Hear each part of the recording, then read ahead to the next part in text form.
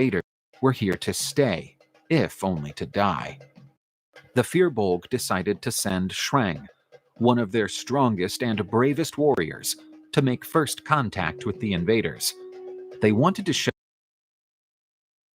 how strong they were, in case the invaders insisted on staying in their territories.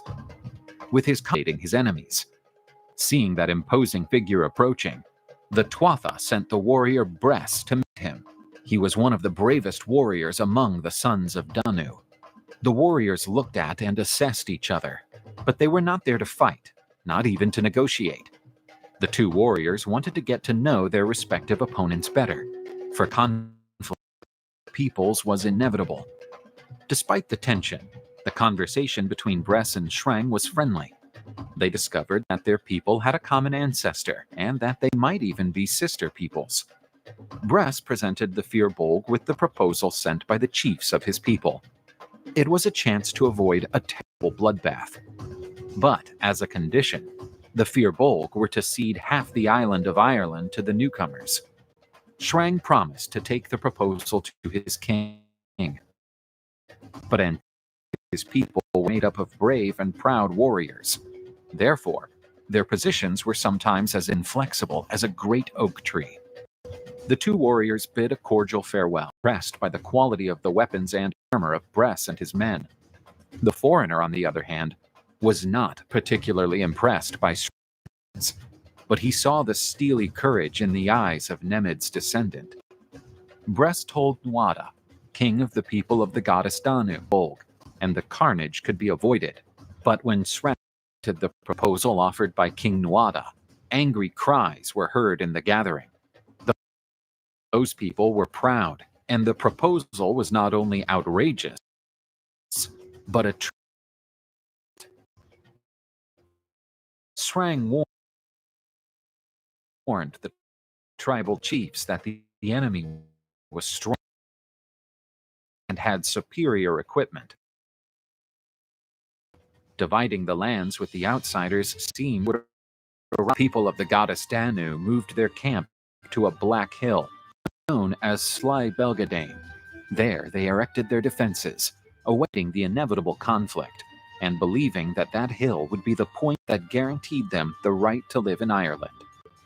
The druids of the Tuatha De Danann performed rituals to their gods, and these proved favorable to their endeavor.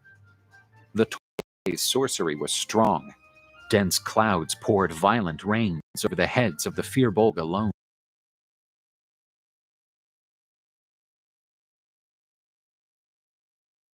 Sons of Nemed. There were 3 consecutive days of torment, spotted druids sent by the invaders. They tried one last time to avoid conflict by asking them to reconsider their decision not to divide Ireland. But once again, Eochaid, the supreme chief of the Firbolg, refused. He did not wish for peace, only to see the people of the goddess Danu away from that island. The envoys proposed an armistice, so that the two sides could prepare for combat on equal terms. After a fair fight, the winner would be revealed, showing what the will of the gods was. The Firbolg were honorable men, and agreed to the armistice, even though it was unfavorable to them. As the truce ended, and before the great battle, young warriors from both sides met for a spear-throwing duel. They showed great agility. Firing and dodging darts coming from became the prelude to the bloodbath that followed. This small victory boosted the morale of the people of Nemed, who marched confident, were profiled and ready to fill the verdant soil chosen for battle with the blood of their body, trying to hold the defensive line with a wall of shields. Shoulder to shoulder with the invaders stood Dagda, the warrior god of precise and terrible blows. With this mighty side, the Tuatha De Danann felt protected. But the Firbolg fought with the courage of those who wanted to protect their home, and they attacked so fiercely that the invasion broke, and panic spread among the warriors. Danu's sons had lost the first fight, and fled to regroup in their camp. But the war was far from over.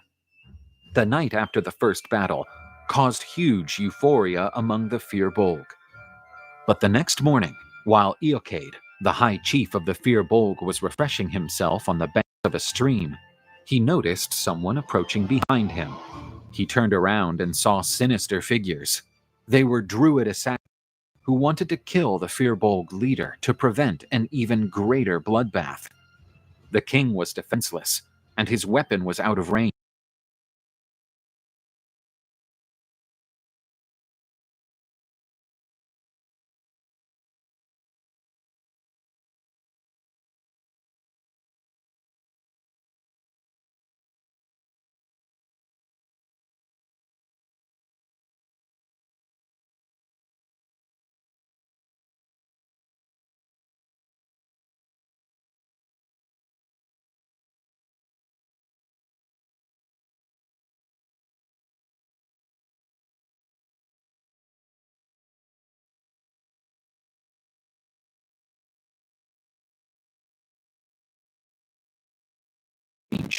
The ambush seemed perfect.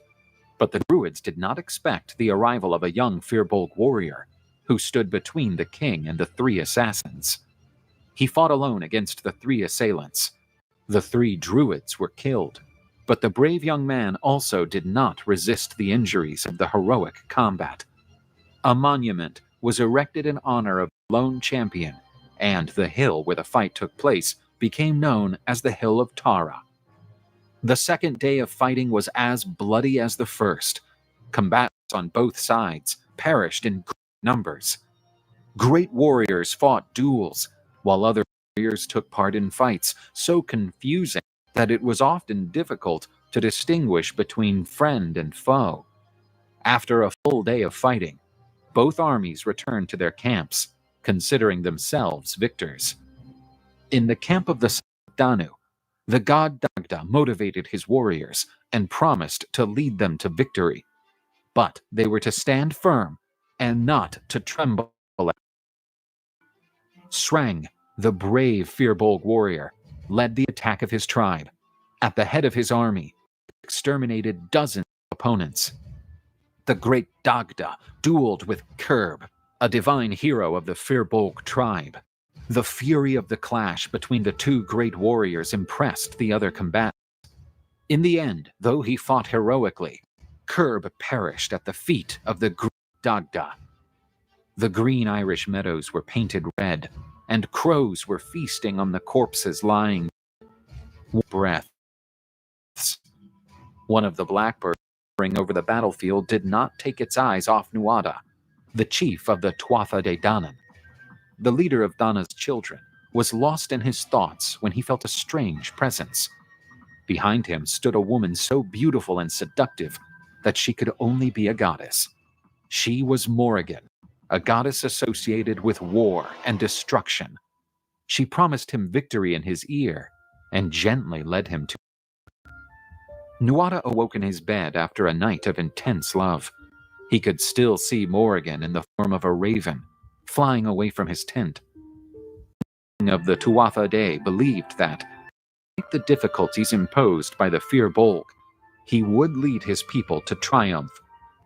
A new day of combat began, a repeat of the previous days. Firbolg killed Tuatha De Danann, and Tuatha De Danann killed Firbolg. But a great duel was about to take place. The great Shrang was ready to challenge King Nuada in combat. The king knew that victory over the Firbolg champion would be a terrible blow to the morale of his enemy, and so he advanced against him with terrible ferocity. The other combatants stopped to watch the duel. The tension in the air was enormous. Nuada and Shrang exchanged brutal blows. Each of those could decide the fight at fury struck a huge blow, shattering Nuada's shield. Without protection, the king was vulnerable, and his arm was severed. The king cried out for help. One of his nobles quickly helped him, placing himself between the Firbolg champion and his king. The great Dagda also rushed to Nuada's aid. The presence of the two great warriors made Shrang retreat. The king was removed from the battlefield by healing druids, and the battle continued. Bress, one of the leading warriors among the sons of Danu, wanted to avenge his king. He sought out Eoc, the Firbolg king, on the battlefield. He tried to make his way among the enemy hosts, knocking down all who crossed his path, but eventually died before he reached the king. The Firbolg king offered great resistance to the army of the sons of Danu, who at that moment seemed to have the upper hand. Exhausted and thirsty, the king withdrew from the fight to seek water. But the wizards of the Tuatha Dé dried up all the streams near the king, who found only muddy puddles. The king was eventually surrounded by his enemies, but Eoc took several more of his enemies before he perished from wounds. The Firbolg armies suffered a great defeat. However, under Shrang's leadership, they continued to resist. Night came again. Imminent death loomed over the Firbolg. There were few alternatives, and their hope for victory faded. To flee that land after so much blood had been spilled seemed dishonorable, and begging for their lives was unthinkable. The only honorable way out was to go to the battlefield again. Incredulous, the Tuatha Dé Danann saw the ragged Firbolg army again, ready for a fight. Won the war, blood shouldn't be shed, and presented a peace proposal. Shrang and the few remaining Firbolg were offered a fifth of Ireland, and the promise of friendship between the two peoples. Shrang accepted these terms, and chose the Connacht region to settle. The sons of the goddess Danu would come to rule over the rest of the verdant island. Along with them, several new gods. These deities created a new arm for King Nuada, which would become known